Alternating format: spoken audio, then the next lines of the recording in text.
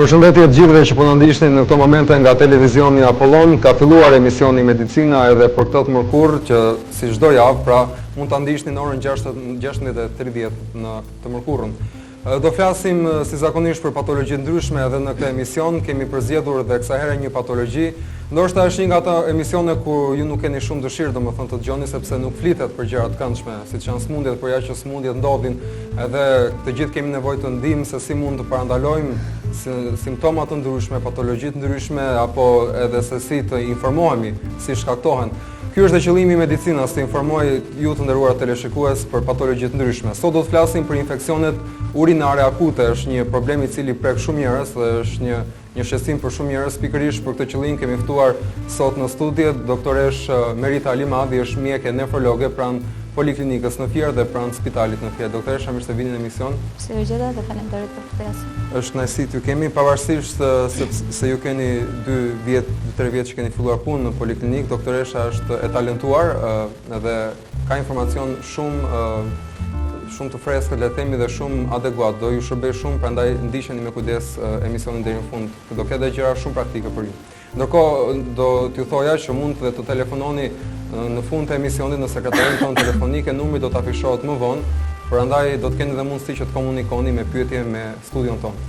Doktoresha, infeksionet urinare akute janë një problem që me të vërtetë, siç e thash, shqetësojnë shumë njerëz. Të paktën secili person e ka provuar një infeksion urinar, le të themi, në jetën e tij, por çfarë janë si përkufizim infeksionet urinare dhe kush janë shkaktarët më kryesorë që e shkaktojnë? Atëre, infeksionet urinare janë patologjitë më të shpeshta në jetën e përditshme. Unë si mjeke nefrologe më takton që të ndeshem shpesh me shumë pacientë që vojnë nga infeksionet urinare. Infeksionet urinare më të shpeshta janë ato bakteriale, janë shumë pak ato që shkaktohen nga mikrobet anaerogjene apo ato që shkaktohen nga viruset. Prania e mikrobeve në urinë quhet prania e mikrobeve në urinë ka të bëjë me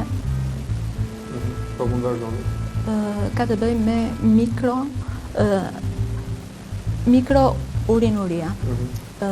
Mikrobet në urinë nuk është e nevojshme që nuk është e mjaftueshme që vetëm të jenë të pranishme në analizën e urinës për të thënë që kemi të bëjmë me infeksion urinar. Mikrobet duhet të kenë një numër të caktuar për të dhënë infeksionin urinar. Dhe kjo është quajtur mikroburia si negative që ka një numër të caktuar mikrobesh dhe ky numër duhet të jetë mbi 10 në fuqi të 5 për mililitër urinë që ky mikrob të shkaktojë infeksionin urinar. Atëherë, po thoni që ka shumë rëndësi sasia e baktereve që kolonizojnë urinën. Po, është shumë e rëndësishme sasia e mikrobeve në urinë për të dhënë sëmundjen e infeksionit urinar, sepse në rast të kundërt ato ekzistojnë, por që nuk japin klinikën e infeksionit urinar.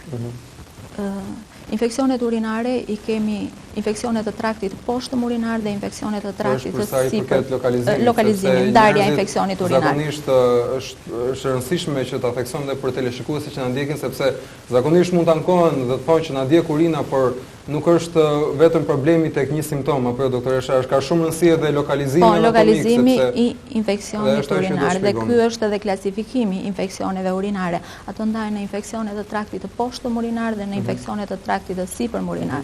Në infeksionet ndërkohë që doktoresha është duke folur, do ju ilustroj edhe me anë të një libri sepse quhen të sipërme dhe të poshtme dhe cilat janë strukturat që preken. Në infeksionet e traktit të poshtëm urinar bëjmë pjesë uretritet, infeksionet që prekin uretrën. Po, dhe janë pikërisht, kjo është pjesa e uretrit, domethënë pjesa e fundit e traktit tretës ku urina del jashtë, është kjo e paraqitur në skemë këtu. Nga meatusi ekstern deri në meatusin intern, që është në vezikën urinare, janë cistitet, që janë infeksionet e vezikës urinare. Kjo është fshikza e urinës. Janë dhe infeksionet e prostatës ose prostatitet. Po që këtu nuk janë treguar, por prostata është mbrapa tek burrat, është mbrapa vezikës urinare. Këto janë infeksionet e traktit të poshtëm urinar, ndërsa në infeksionet e traktit të sipërm urinar bëjmë pjesë infeksionet e veshkave.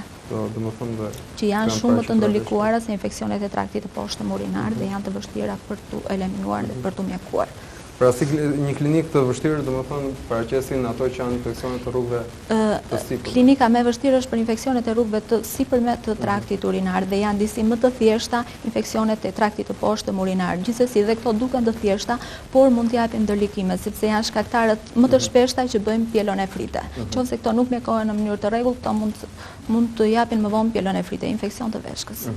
Po, cilat janë, si mund t'i përmbledhim shenjat dhe simptomat kryesore të infeksioneve urinare? Domethënë, meqense neve folëm për lokalizimin dhe thamë për kemi uretrite sipas kateve, kush janë simptomat? Atëherë, simptomat mund të dinë të drejtohen te mjeku. Atëherë, simptomat më të shpeshta të infeksioneve urinare janë dizuria ose djegja e urinës dhe urinimi i shpeshtë. Këto janë dy simptomat më të shpeshta që hasen në të gjitha infeksionet e rrugëve të sipërme urinare dhe rrugëve të poshtme urinare.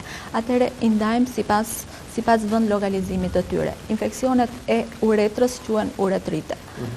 Klinika tipike për uretritet është djegja e urinës dhe urinimi i shpeshtë, por që mund të mbivendoset dhe një hemoragji.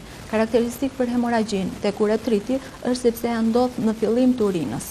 Pra, domethënë në momentin që pacienti fillon të urinojë, ai do të urinojë me ngjyrë të kuqe, që mund të jetë me pika apo mund të jetë me ngjyrë të kuqe në çplarën e mishit. Por që këto uretrite nuk bëjnë temperaturë. Në përgjithësi, infeksionet e traktit poshtëm urinar ju mungon temperatura.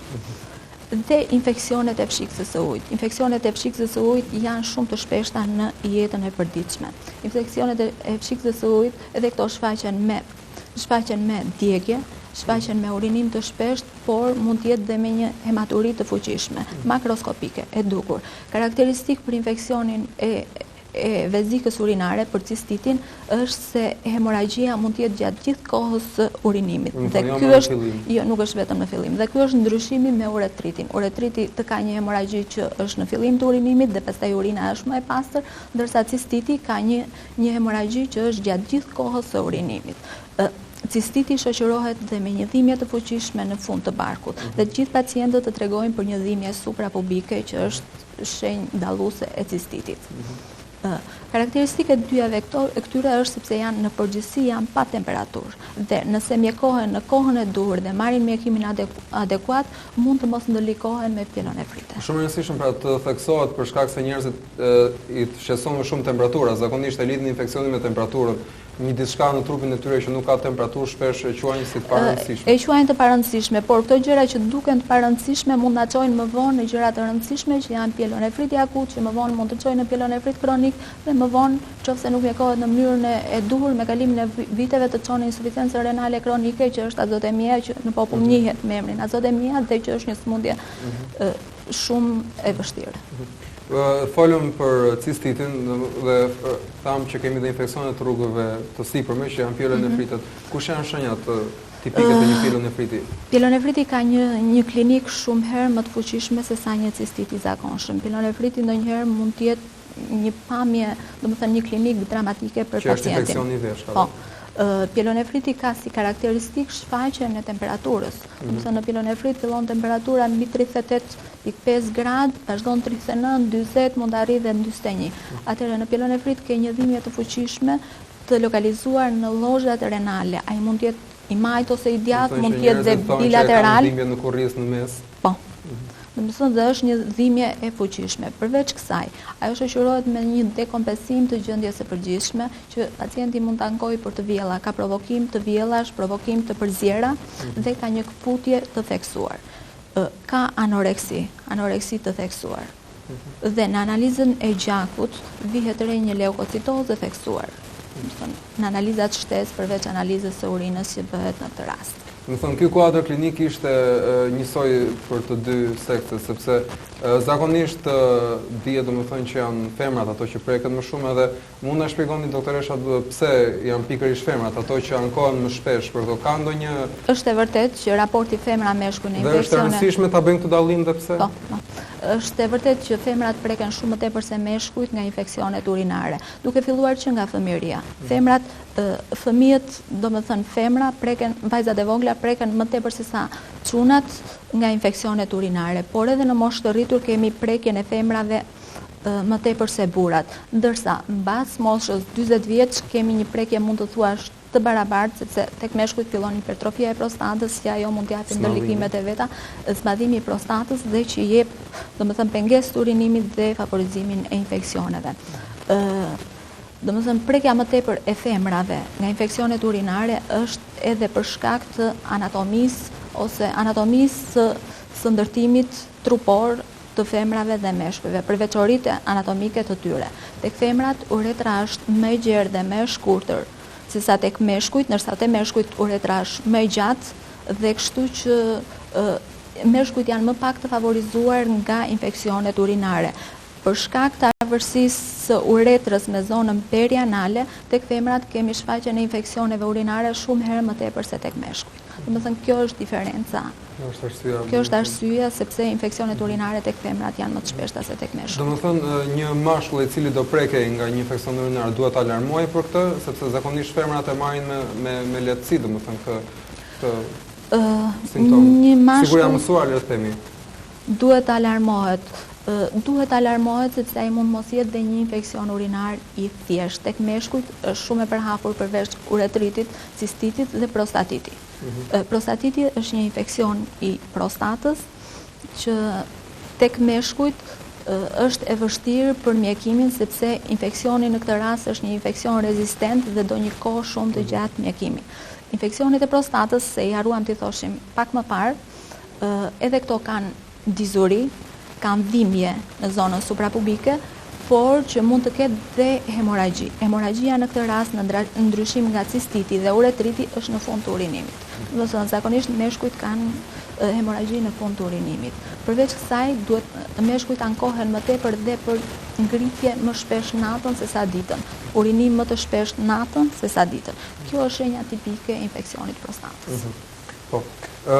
Mund të themi kush janë faktorët favorizues dhe ata që predispozojnë më shumë për infeksione urinare, sepse dolën në pa disa gjatë diskutimit, siç janë ato mia, por mund t'i listojmë, sepse nëse njohim faktorët, atëherë sigurisht do dim të flasim për parandalimit. Atëherë vlen të përmendet që në fillim që urina normale tek njeriu është sterile. Domethënë është pa baktere. Është pa baktere. Megjithatë, pjesa jashtme e uretrës gjithmonë ekzistojnë disa baktere që mund të quhen të zakonshme në pjesën e jashtme të uretrës dhe këta janë stafilokokët. Kryesisht janë kokët që ekzistojnë në pjesën e jashtme të uretrës. Atëherë, tani duhet të themi kush janë faktorët favorizues që ndikojnë infeksionin urinar. Megjithatë, do ta nisim duke thënë, kush e mbron traktin urinar nga infeksionet urinare. Atëherë, e para urina, vetë aciditeti i urinës është urina ka aciditet, domethënë dhe vetë ky aciditet nuk lejon që të zhvillohen infeksionet urinare. Çdo rritje e pahashit të aciditetit të urinës do të çojë në favorizimin e infeksioneve urinare. Domethënë një është aciditeti i urinës. Prishja e aciditetit. Përveç kësaj ka të bëjë dhe mukozat. Muret e rregullta, mukozat e rregullta, epiteli i rrugëve urinare është mbrojtës për infeksionet bakteriale. Në çdo rast që kemi prishje apo dëmtim të mukozave apo mungesë të mukusit në rrugët urinare, do të kemi infeksion të rrugëve urinare. Përveç kësaj, lidhet dhe me faktorët e mikrobit. Për shembull, Escherichia coli, që është mikrobi më i shpeshtë në infeksionet urinare, ka disa fibra ose zjatime, i cili lidhet me epitelin e rrugëve urinare dhe është vështirë çrënjosja e këtij. Përveç kësaj janë dhe disa faktorë të tjerë favorizues përveç faktorëve anatomik, domethënë dhe fiziologjik, që prishja e këtyre mund të çojë në infeksione urinare. Por këta faktorë favorizues vetë nuk është se shkaktojnë infeksion urinar, vetëm e favorizojnë infeksionin urinar.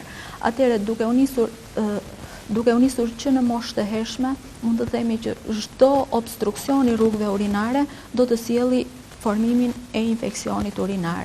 Dhe në moshë të hershme tek fëmijët e vegjël kemi praninë e refluksit urinar. Refluksi urinar, kthimi mbrapa i urinës që ndodh te fëmijët e vegjël, mund të bëhet shkak për formimin e infeksionit urinar. Ndodh infeksioni urinar sepse në refluks kemi kthim mbrapa të urinës.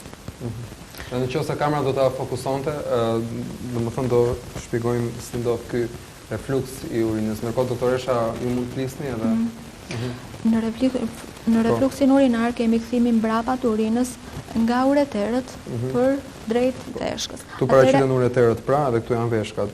Urina grumbullohet në fshikzën e urinës dhe mund ndodhi rikthimi i saj përmes ureterëve. Në refluksin ureteral kemi stazë urinare, domethënë pengesë në rrjedhjen e urinës. Dhe çdo stazë urinare favorizon infeksionin urinar, sepse nuk kemi një qarkullim të lirshëm të urinës. Duke u nisur në moshë më të vonshme, shkak më i shpeshtë të infeksioneve urinare janë kalkulozat renale, sepse edhe këto favorizojnë stazën e urinës, e cila bëhet shkak për infeksionin urinar. Gurët në rrugët urinare. Përveç kësaj, mund të themi në moshë akoma më të rritur, vim tek burrat, janë hipertrofia benigna e prostatës. Edhe kjo je pengesë në urinë, pengesë në urinim dhe favorizim të infeksionit aty. Përveç kësaj janë dhe disa gjendje patologjike të tjera, siç është diabeti i sheqerit, mund të favorizojë infeksionet urinare dhe në gjendjet ku imuniteti i përgjithshëm i trupit është i dobët, ose në pacientë që marrin imunosupreson. Në këto raste kemi zhvillimin e infeksioneve urinare. Domethënë këta janë faktorët shkaktar të. Ndërkohë që dihet pak a shumë ka diferenca për sa i përket moshës, ju e përmendët pak, por a mund t'i listojmë domethënë veçoritë e infeksioneve në mosha të ndryshme, pse lind ky infeksion në mosha të caktuara, edhe të shkurt çfarë klinike ka, duke folur për fëmijët dhe adoleshentët, për të rriturit edhe për moshat e treta. Si lind infeksioni urinar? Atëre, infeksioni urinar në fëmijët e vegjël zakonisht lind, domethënë përveç infeksioneve në një trup dhe zhvillim normal, kur nuk ka komplikacione të tjera, kur fëmia është normal, shkaku më i shpeshtë i këtyre infeksioneve, ose mund të themi ajo që mund të fshihet më shpesh mas këtyre infeksioneve, janë patologjitë e lindura të fëmijëve. Dhe një ndër këto patologji është refluksi uretral, që bën kalimin e urinës nga ureterët në veshk, kthimin mbrapa të urinës. Domethënë, më tepër në fëmijët e vegjël janë patologjitë e lindura. Dhe fëmia ajo që tankon më tepër është djegja e urinës. Mbasi fëmia bën këtë angesë tek prindi duhet që të mos mjaftohet vetëm me një analizë urine. Po themi që infeksionet në të fëmijët janë për të vlerësuar seriozisht. Janë për të vlerësuar seriozisht, sepse më vonë do kemi probleme shumë herë më të mëdha nga ato që shohim tani. Prandaj prindi sa e dëgjon që fëmia e tij mund të ketë vështirësi në urinim, mund të ketë djegje urine, mund të ketë probleme dhimbje gjatë urinimit, duhet të drejtohet tek mjeku specialist. Dhe nuk duhet mjaftohemi vetëm me një analizë urine, sepse një analizë urine do na tregojë një infeksion urinar, që ai mund të jetë dhe një infeksion i thjeshtë urinar, por duhet të shohim çfarë fshihet mbas këtij infeksioni urinar, çfarë patologjish të tjera fshihen mbas këtij infeksioni urinar, që janë ekua, duhet bërë një eko renale dhe nëse ne nuk kapim ndonjë gjë, mund të bëjmë një cistoskopi para dhe post miksionale për të parë patologjitë e lindura në rrugët urinare, në rrugët e poshtme urinare të fëmijëve të vegjël. Çfarë është cistoskopia? Post dhe pre-miksionale. Atëre cistoskopia... Sepse ndoshta njerëzit kanë dëshirë ta kryejnë edhe tremben përpara instrumentave mjekësore. Cistoskopia post dhe pas miksionale është parja me kontrast, domethënë parja me kontrast, me cistoskop që i thuhet, me eliminim kontrasti para dhe mbas urinimit të një fëmije. Me anë të këtij ekzaminimi ne shikojmë shikëzën e urinës, ostiumet uretral distal, domethënë që duken aty dhe kthimin mbrapa të urinës. Nuk është një procedurë e rrezikshme. Jo, mund të bëhet me injeksion, por nuk ka rrezikshmëri. Vetëm një hipersensibilitet nga kontrasti, që mund ndodhi shumë më radhë. Veçori të tjera që hasen tek fëmijët apo në moshat adoleshente, domethënë lidhje me infeksionet urinare ka. Në moshat adoleshente më tepër janë uretritet dhe cistitet që ndodhin shpesh, por nuk duhet të përjashtojmë dhe pyelonefritet. Edhe të rriturit dhe fëmijët e rritur ndeshen shpesh me pyelonefritet. Po e njëjta gjë është dhe për të rriturit, çfarë veçorish ka patogjeneza, lindja e infeksionit tek të rriturit? Lindja e infeksionit Çfarë lidhet më shumë? Urinar më tepër lidhet me një infeksion urinar, tek të rriturit bëhet fjalë për një infeksion urinar të thjeshtë, por të pamjekuar në kohën e duhur dhe me mjekimin e duhur. Zakonisht marrin një mjekim të thjesht që edhe nëse ndihen pak më mirë nuk kthehen më tek mjeku për vizitë. Mendojnë që ai ishte mjekimi i duhur, ndërkohë që infeksioni dobësohet dhe riaktivizohet përsëri. Infeksioni kthehet në dy forma, kthehet në formën e rikthimit dhe rinfeksionit. Kemi rinfeksion kur kemi përsëritjen e infeksionit, por nga një mikrob ndryshe nga mikrobi i parë, dhe kemi rikthim kur infeksioni rikthehet, por me të njëjtin mikrob.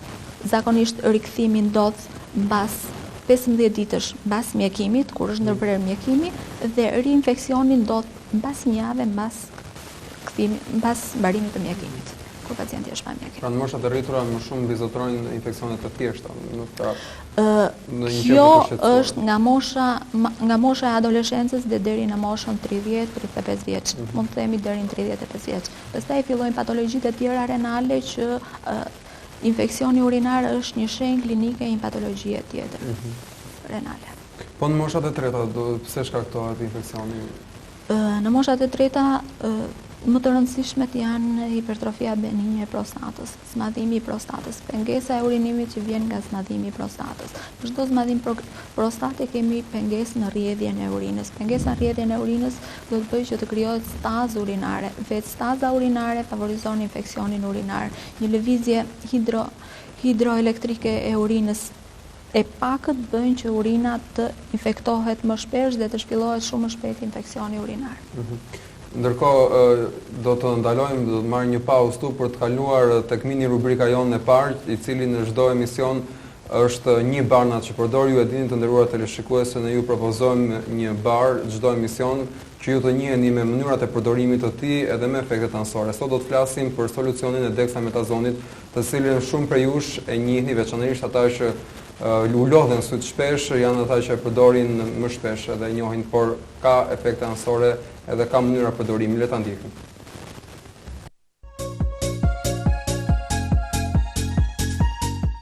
Dexametazoni bën pjesë në grupin e glukokortikoidëve që prodhohen nga vetë trupi ynë. Ka veti të mira antiinflamatore dhe qarkullon në forma të ndryshme si tableta, ashtu edhe solucione për përdorim lokal. Do të flasim pikërisht për solucione të cilat gjen një përdorim të madh në pezmatimet e syrit, infeksionet e tij, kruarjet, apo edhe nga skuqja e tyre prej lodhjes së tepërt. Dexametazoni qarkullon në formë solucioni 0.1% për përdorim në sy, gjithashtu dhe në vesh. Megjithse dexametazoni frenon inflamacionin, ai mund edhe të vonojë shërimin e dëmtimeve lokale, për të cilat përdoret. Përdorimet. Në sferën okulistike, përdoret në skuqjen e syve nga alergjenët, konjunktivitin alergjik, konjunktivitin infektiv, aknet roz apo puçrat. Përdoret edhe në skuqjet e syve nga goditja me trupa të huaj apo hyrja e tyre në sy. Në këto raste është mirë të përdoren forma solucionesh ku dexametazoni është i kombinuar me një antibiotik për të parandaluar një infeksion të mundshëm. Një kombinim i mirë do të ishte ai me solucion gentamicin 0.3%, neomicin, tetraciklin apo edhe më mirë me tobramicin. Ndërsa në sferën e inflamacioneve të veshit përdoret në alergjitë e kanalit të veshit apo infeksionet e tij, kur duhet të ulet patjetër ajntja e kanalit të veshit. Kundër indikimet. Kundër indikohet në infeksionet me herpes simplex, në stadet akute të infeksioneve nga varicela, si dhe të smundjeve të tjera me origjinë virale, në infeksionet me mykobaktere të syrit, tuberkulozi, në sëmundjet me shkaktar myqe të syve dhe veshit dhe në çarjet e daulles së veshit. Përkujdesjet. Përdorimi i gjatë i dexametazonit çon në dëmtime të nervit të parit, rritje të tensionit brenda në sy, formimin e perdeve, që është dhe komplikacioni më i shpeshtë. Përdorimi i të zgjatur çon dhe në vendosjen e infeksioneve dytësore, për shkak se dexametazoni është bllokues i fuqishëm i përgjigjes imunitare të trupit. Ka patur dhe raste të shpimit të shtresës së jashtme të syrit nga përdorimi pa kriteri dexametazonit. Në përgjithësi, përdorimi i tij nuk duhet të jetë më tepër se 10 ditë me radhë. Gjithmonë pyesni një doktor për përdorimin e tij. Me kujdes duhet të përdoret dexametazoni dhe në personat që përdorin lente kontakti. Ata duhet të presin 15 minuta përpara se të rivendosin lentet përsëri pas përdorimit të solucionit. Gjithashtu është mirë të shmanget në grad shtatzëna dhe ato me fëmijë në gjy, pasi dexametazoni përthithet prej syrit dhe kalon në gjak. Asnjëherë nuk duhet përdorur tek fëmijët. Dozat dhe mënyrat e marrjes. Kohëzgjatja e mjekimit varion për disa ditë deri në disa javë sipas sëmundjes, përgjithsisht nuk përdoret më shumë se 10 ditë. Përdorimi në sy. Në çdo sy hidhet 1 ose 2 pika solucion çdo 1 orë gjatë ditës dhe çdo 2 orë gjatë natës, si mjekim fillestar. Kur vërehet një rezultat i mirë, kalohet në 1 pikë çdo 4 orë. Më pas 1 pikë në sy 3-4 herë në ditë, mjafton për të kontrolluar simptomat. Përdorimi në vesh. Pastroni fillimisht kanalin e veshit me pambuk të thatë. Më pas, hidhni 3-4 pika në vesh 2 ose 3 herë në ditë. Dozat përgjysmohen me marrjen e rezultatit dhe pastaj ndërpritet mjekimi. Nëse pas 5 ditësh nuk ka efekt mjekimi, konsultohu përsëri me doktorin. Ishte ky materiali përgatitur për mini rubrikën Një barnat që përdor, pra u fol për dexametazonin, ndërkohë që në studio ne kemi si gjithmonë doktoresh Merita Alimadhi, e cila është mjeke nefrologe, jemi duke folur për infeksionet urinare akute. Doktoresha, mund të bëjmë një rikapitullim, një përmbledhje të gjithë atyre gjërave që themi momentet kryesore apo gurët kilometrik që njerëzit duhet të ndalen dhe të dinë për infeksionet urinare, e thënë në një kornizë koncize. Atëherë, infeksionet urinare ne i ndam në infeksionet e traktit të poshtëm urinar, që thamë që ishin infeksionet të pa komplikuara, domethënë infeksionet të thjeshta urinare, dhe në infeksionet e traktit të sipërm urinare, që ishin, mund të quajmë, dhe infeksionet të komplikuara urinare. Ndërkohë, më falni, do të them që teleshikuesit do të kenë mundësi tani të telefonojnë në numrin ton 28128.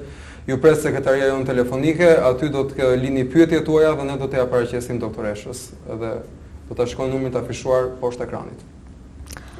Përveç kësaj, ne bëm edhe ndarjen me moshat popullsisë, ndarjen e infeksioneve urinare sipas moshave të popullsisë. Dhe thamë që kush ishin shkaqet kryesore ose faktorët e riskut kryesor në moshat të ndryshme të popullsisë. Dhe thamë që tek fëmijët e vegjël shkaqet ose faktorët predispozues të infeksioneve urinare ishin patologjitë e lindura të fëmijëve. Dhe domethënë është mirë që prindrit mbas çdo infeksioni urinar të bëjnë të gjitha ekzaminimet për fëmijët e tyre të traktit, të aparatit urinar, për të parë që çfarë patologjie fshihet mbas këtij infeksioni urinar. Në moshë të rritur, thamë që infeksionet më të shpeshta ishin cistitet, infeksionet e thjeshta urinare, dhe pastaj kalojmë në ato infeksionet mbas moshës 35 vjeç, që bëhet fjalë për patologjitë renale, gjenetike që mund të jenë apo të krijuara gjatë jetës, dhe mbas në moshë më të vonshme janë patologjitë e prostatës tek meshkujt. Domethënë një ndarje në grup moshat e ndryshme të popullsisë për infeksionet urinare. Ndërkohë që folëm edhe për patogjenezën e tyre, mënyrën se si shkaktohen dhe i përmendëm ato, po gjithsesi çfarë tentuam të bënim me doktoreshën ishim që t'ju sensibilizonim ju të nderuar teleshikues që infeksionet urinare nuk janë edhe aq të thjeshta ndonjëherë sa duken. Kjo mund të vlejë më shumë për gratë martuar apo ato që janë të rritura, le të themi, por tham me doktoreshën që është e rëndësishme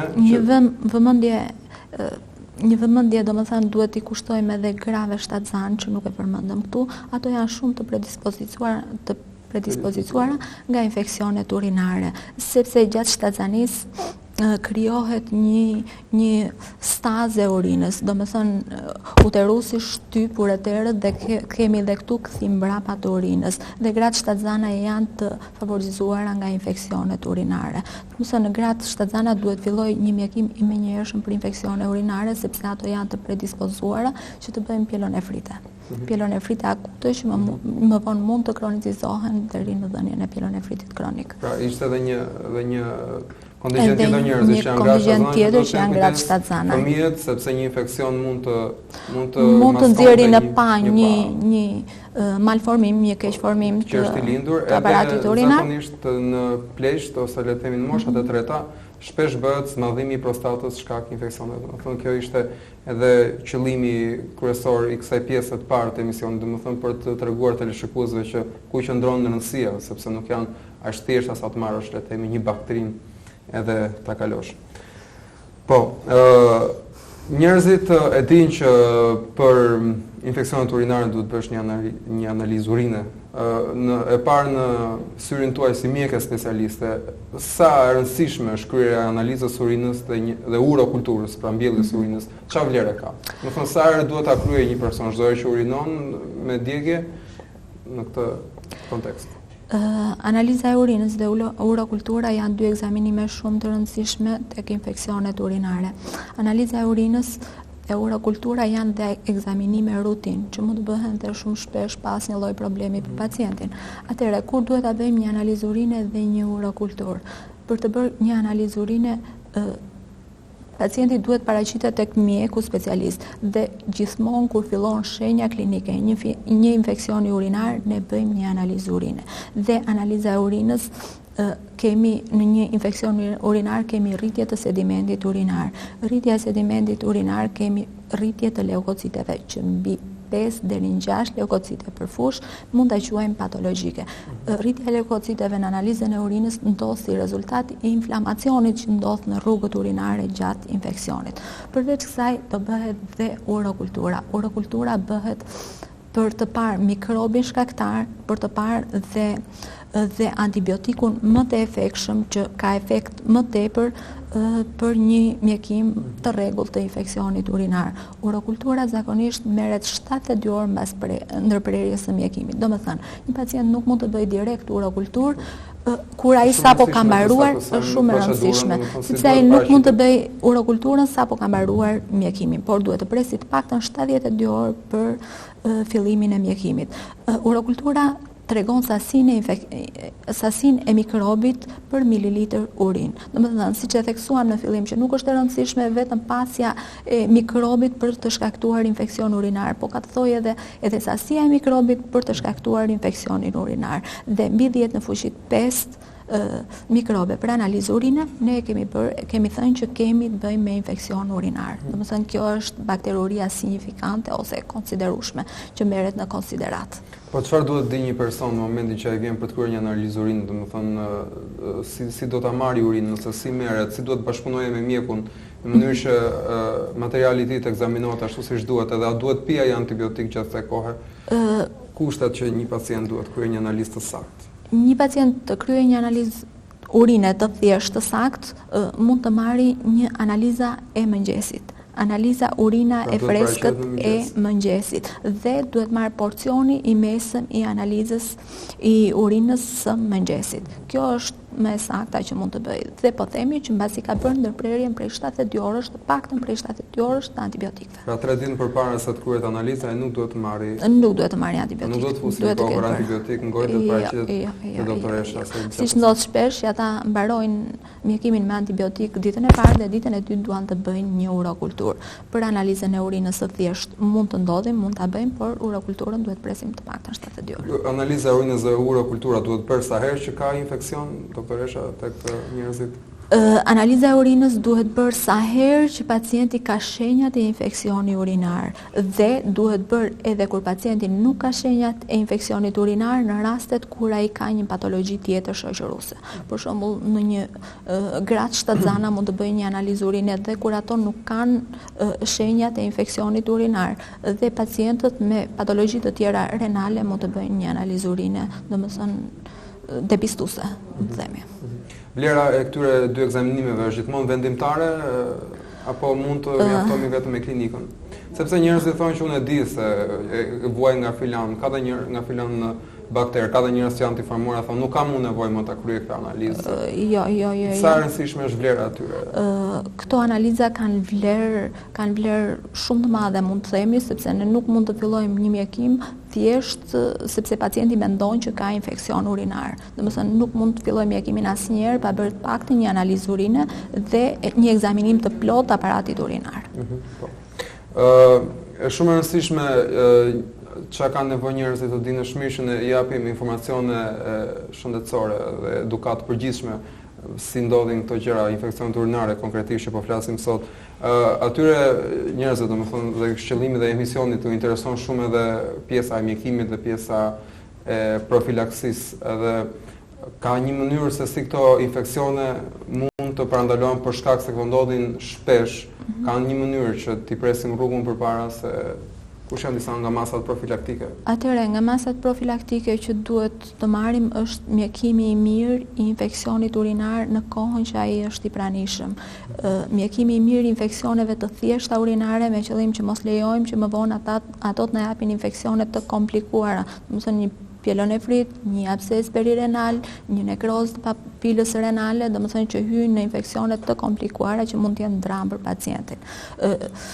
Pacienti duhet, domethënë edhe mjekimi ndahet në varësi të lokalizimit. Pielonefritet janë infeksione të rënda dhe kërkojnë një mjekim më të fuqishëm dhe më të fortë se sa infeksionet e traktit të poshtë urinar. Pielonefritet kërkojnë një antibiotik që ka një përshëndrim të mirë plazmatik dhe një gjysmëjetë plazmatike sa më të gjatë.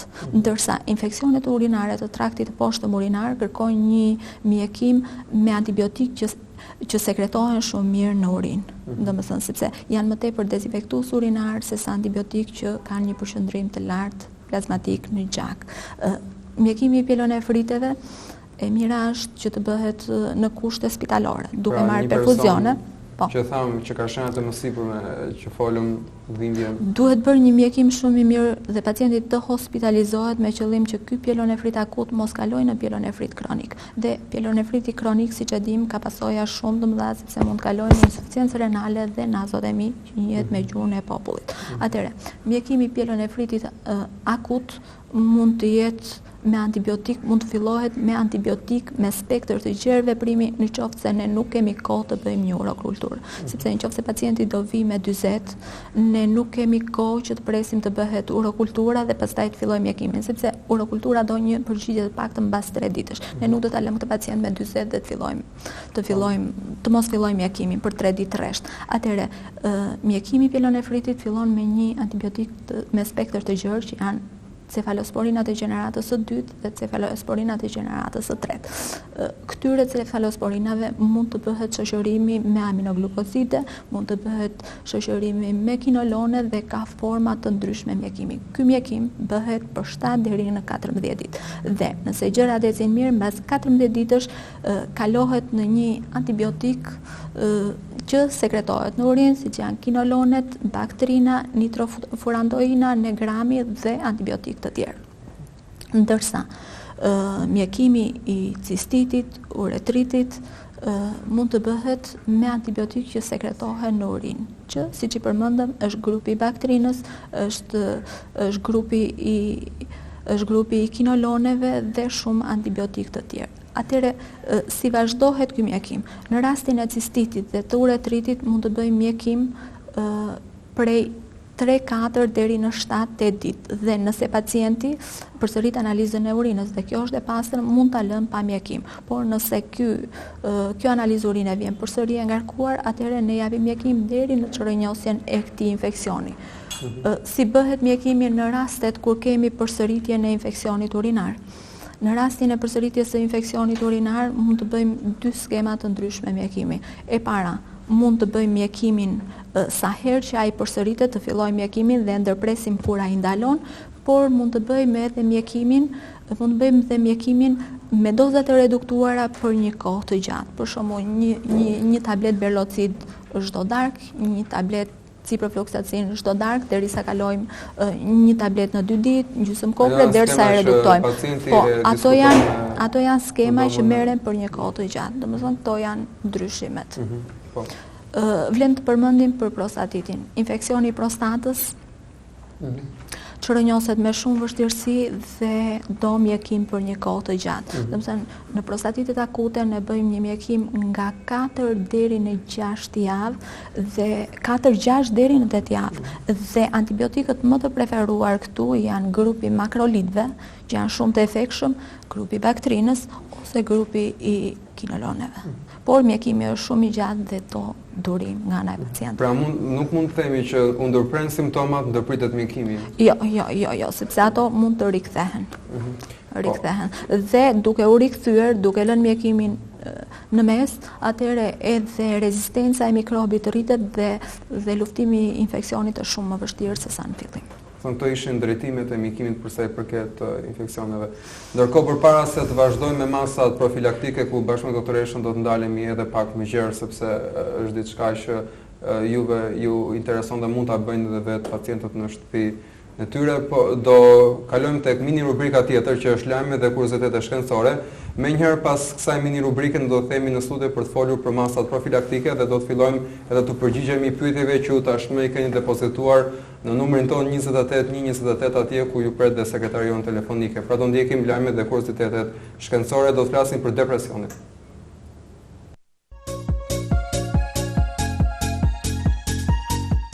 Një studim i ri financuar nga qeveria amerikane mbi depresionin tregon se personat që vuajnë prej tij mund të dalin nga kjo gjendje, madje edhe në rastet kur ilaçet nuk kanë bërë efektin e tyre. Duket se rezultatet janë tepër shpresdhënëse për njerëzit që ndeshen thuajse çdo ditë me depresionin. Në studim u përfshin 4000 vetë, të gjithë të prekur nga depresioni. Si pasojë e sëmundjes ata vuanin nga pagjumësia, anoreksia dhe paaftësia për tu përqendruar. Një smur nga depresioni thot se njerëzit me këtë smundje janë të pashoqërueshëm. Çdo gjë u duket e zymë dhe ndihen të lodhur për të kryer veprimtaritë e përditshme. Në studim çdo pacient mori ilaçe kundër depresionit dhe 33% e tyre u shëruan. Pas kësaj u shtrua pyetja se si mund të ndihmohen të gjithë ata që vazhdojnë të jenë në këtë gjendje. Dr. Patrick McGrath, pranë Institutit Psikiatrik të New Yorkut, thot se përgjigjen e kësaj pyetje e kërkojnë si pacientët ashtu edhe mjekët.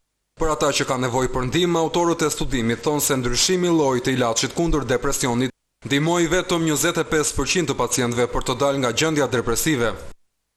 Ndërsa Dr. John Rush i Universitetit Southwestern të Texasit thotë se ky rezultat ishte befasues pasi pavarësisht nga lloji i ilaçit të ndryshuar, nga kjo përfituan të gjithë pacientët, ndërsa kombinimi i dy ilaçeve kundër depresionit u erdhi në ndihmë 36% të pacientëve. Tani për herë të parë mjekët kanë të dhëna të qarta se trajtimi me këmbgulje i depresionit jep rezultate pozitive dhe se gjetja e ilaçit të përshtatshëm antidepresiv për çdo pacient luan rol të madh në shërimin e tij. Gjithashtu nga studimi doli se pacientëve ndoshta u duhet të marrin ilaçe për një periudhë më të gjatë se sa rekomandoi më parë, kur mjekët thonin se ata duhet të pristin 4 deri në 6 javë për të parë nëse ilaçi kundër depresionit po bënte efektin e dëshirueshëm.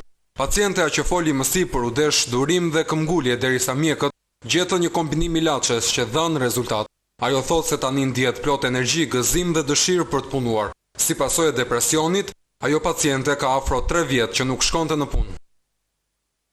Ishte mini rubrika jonë lajme dhe kuriozitete shkencore, ndoqët një material të interesant për depresionin ku vije rëndësi faktit që jo gjithmonë mjekimet janë ato që mund të bëjnë ndryshimin. Shumë rëndësishme edhe një dorë ngrohtë për edhe një njeri që tu qëndroi pranë njerëzve të tillë. Gjithsesi është shumë rëndësishëm dhe kontakti me mjekun. Ndërkohë po jemi duke folur për infeksionet urinare akute. Kemi në studio doktoresh Merita Limadhi, e cila është nefrologe në Poliklinikën e Fierit dhe punon gjithashtu edhe pranë Spitalit të Fierit. Kemi ardhur në pikën doktoresha ku do flasim për masat profilaktike. Ka diçka që këta njerëz mund të bëjnë vetë për të parandaluar këto infeksione dhe nëse smuren me këto infeksione të rrugëve urinare, ka diçka përveç mjekimit që këta mund të bëjnë në terma të përgjithshëm, nëse ka diçka speciale mund të drejtohen te mjeku specialist? Atëre, ajo që mund të bëjë një pacient është që duhet jetë më i vëmendshëm ndaj shenjave klinike që ka. Domethënë, ai nuk duhet të neglizhojë një djegje të urinës, nuk duhet të neglizhojë një urinim të shpesh. Në moshë të madhe një pacient nuk duhet të neglizhojë ngritjen 2-3 herë natën. Domethënë, duhet i vërë më rëndësi këtyre shenjave klinike në atë mënyrë që gjërat të mos kalojnë domethënë mos të kalojnë të rëndohen më tepër se sa kaq. Pra masa e parë është drejtimi me njëherë tek mjeku. Dhe e dyta është dhe mjekimi adekuat. Unë kam vërej gjatë punës time, kam vërej që shumë pacient marrin mjekin vetë. Dhe është për të habitur që ka shumë pacient që marrin vetë kloramfenikol, marrin vetë bakterinë, e përdorin 1 ditë, 2 ditë, janë disi më mirë dhe nuk vinë tek mjeku. Pastaj e lën një farë kohë dhe vinë në gjendje shumë të rëndë. Domethënë dhe kjo është një gjë shumë e keqe për shëndetin e tyre. Përveç kësaj, është ajo që tham shumë herë gjatë emisionit, është vlerësimi i ankesave që kanë fëmijët nga prindrit e tyre. Domethënë, mbas një djegje urine, mbas një dhimbje të thjeshtë mund të fshihet një patologji. Është depistimi. Nuk kushton asnjë gjë që një fëmijë ti bësh një analizë urine, ti bësh një eko për të parandaluar, domethënë, problemet që mund të lindin gjatë rritjes së zhvillimit të tij. Domethënë, ajo që ka më tepër rëndësi është një mjekim adekuat. Domethënë që mos lejojmë që këto infeksione të thjeshta urinare, domethënë infeksionet traktit të poshtëm, të japin infeksione të rënda më vonë. Mos lejojmë që infeksionet akute të kthehen në infeksione kronike dhe që ne do ta kemi shumë vështirë për shkënjosjen e tyre dhe për mjekimin e tyre. Po në njerëzit që tashmë i kanë këto simptoma, çfarë masash le të themi jo që i përkasin sferës së ilaçeve, domethënë përveç se të marrin ilaçe, çfarë duhet të kenë parasysh në drejtim, le të themi, duhet të mbajnë higjinë apo duhet të përdorin ndonjë mjekësi alternative? Unë nuk mund të them që infeksionet urinare shkaktohen nga higjiena jo e mirë e personit. Mund të jetë një shkak, po është një shkak shumë i vogël. Domethënë unë nuk e vlerësoj për shkak madhor. Ajo ka të bëjë më tepër me imunitetin e trupit. Ka të bëjë më tepër me imunitetin e trupit, ka të bëjë me faktorët predispozues për këto infeksione urinare dhe nuk ka të bëjë me higjienën e trupit. Shpeshherë njerëzit vinë te doktori dhe thonë a mund të pi unë se harova ta thoja, domethënë. Jo, ajo që unë do t'i këshilloja gjithë pacientët. Për shembull të zjera. Ajo, unë e dëgjoj shumë shpesh, këtë e kam të përditshme. Piva mustaqe nisri, më rekomanduan për fjer guri, domethënë për një infeksion urinar rekomandohet fjeri gurit, se ç'lidhje nuk ka.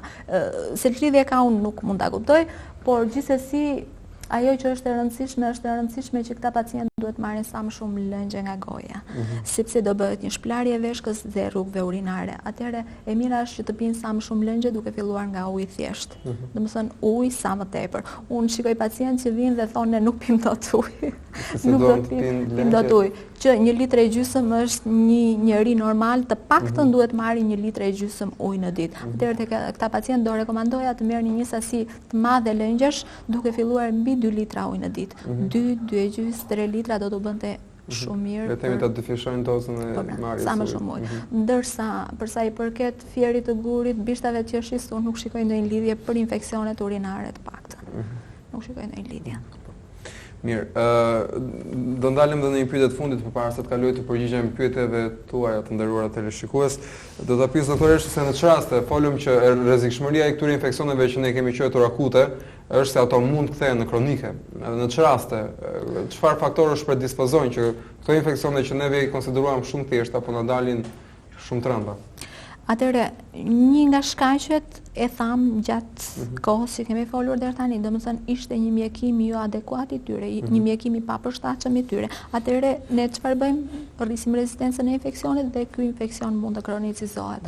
Por janë dhe disa patologji të tjera shoqëruese ose predispozuese të infeksionit urinar që nuk varen nga pacienti dhe nuk varet nga mjekimi që ne i kemi dhënë. Domethënë këto janë sëmundjet e lindura, janë sëmundjet prapë të lindura siç është reni polikistik, por mund të jenë në kuadrin e rënies së imunitetit të përgjithshëm të organizmit dhe pacienti është vazhdimisht i favorizuar nga infeksionet urinare ose pacientë që marrin imunosupresor, kortizonik dhe që kanë një imunitet shumë të dobët të organizmit të tyre. Atëherë në këto raste kemi kronicizimin e infeksionit. Do të fillojmë të përgjigjemi tani pyetjeve që ka dërguar sekretaria. Është një zonjë 43 vjeçe, falenderojmë që na bën komplimenta për emisionin. Ankon doktoresha që ndjen një djegje në fund të krahut të majt, domethënë flet për gjymtyrët besoj, para urinimit.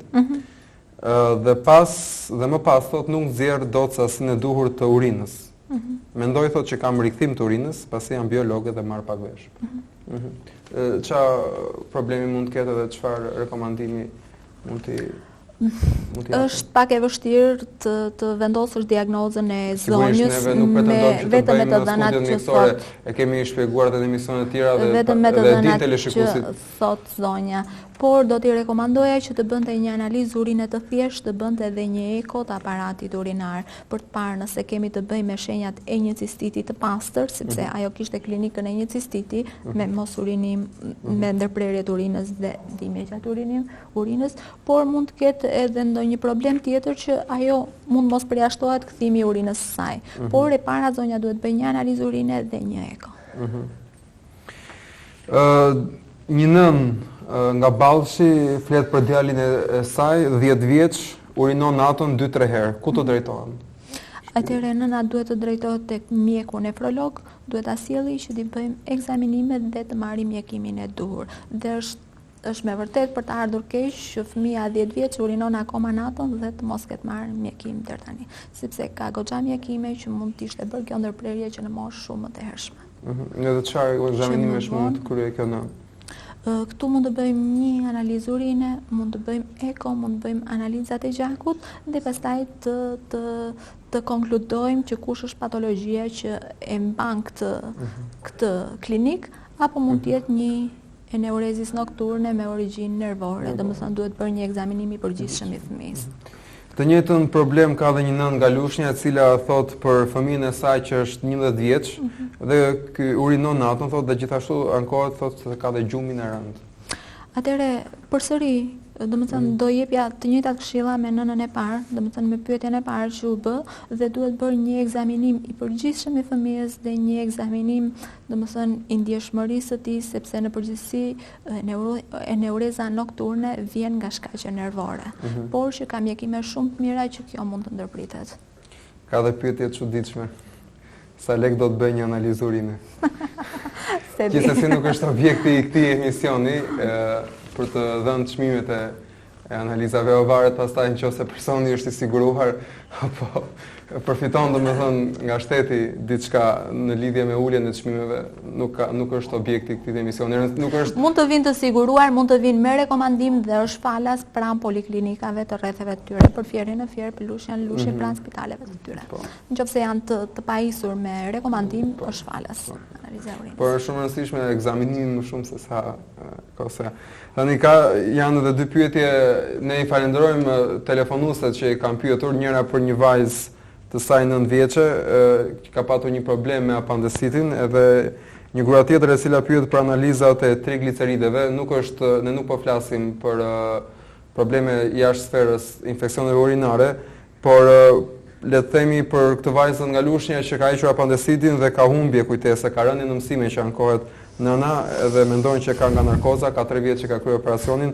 Është shumë e rëndësishme që të bëjë një vizitë tek neurologu, mundësisht e neuropediatri, ai mund të japë mund të bëjë një bilanc më të plotë, sepse nuk është objektivi i këtij emisioni ton për të folur për këto probleme, dhe kurse për gruan që thotë që kam bërë analizat e triglicerideve, dhe thotë që i kam të larta, është yndyrave në gjak, nuk ka moshën këtu, por edhe kjo nuk është tema e këtij emisioni.